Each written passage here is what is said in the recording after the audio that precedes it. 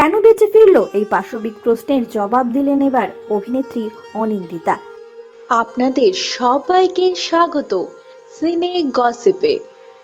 রাহুল অরুণোদয় বন্দ্যোপাধ্যায়ের মর্মান্তিক মৃত্যুর প্রায় 2 সপ্তাহ কেটে গিয়েছে।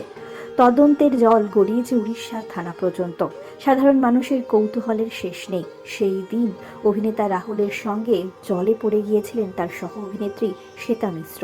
শ্বেতা এখনো কেন চুপ? সেই অভিশপ্ত দিনে ঠিক কি হয়েছিল? শাড়ি পরে জলে ডুবেও তিনি কিভাবে বেঁচে গেলেন?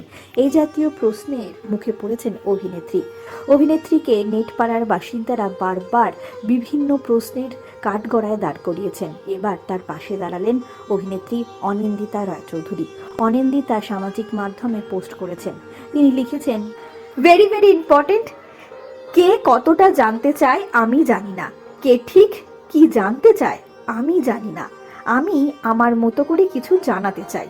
শ্বেতা মিশ্র একটা মর্মান্তিক দুর্ঘটনা থেকে সৌভাগ্যক্রমে বেঁচে ফিরেছে। আমরা ওর বৃহত্তর পরিবারের গুরুজনেরা, ওর বাড়ির মানুষেরা, ওর বন্ধুরা ওকে আগলে রেখেছি, রাখবো।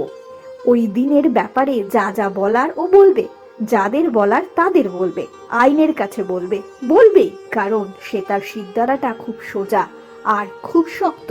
কিন্তু ভীষণ তাড়াহুড়ো করে, ভীষণ উদ্গ্রীব হয়ে, সত্যি উদ্ঘাটনের নেশায় বারবার ও কেন কিছু বলছে না, কেন ও চুপ করে আছে, কেন শাড়ি পরেও বেঁচে গেল, কেন বেঁচে ফিরলো, এইসব অস্বাভাবিক পাশবিক প্রশ্ন করে সে তার বেঁচে ফেরাটাকে অভিশাপের মতো করে নাইবা দেখলেন সবাই। ওর এই দ্বিতীয় জন্মটাকে সুস্থভাবে বাঁচতে দিন।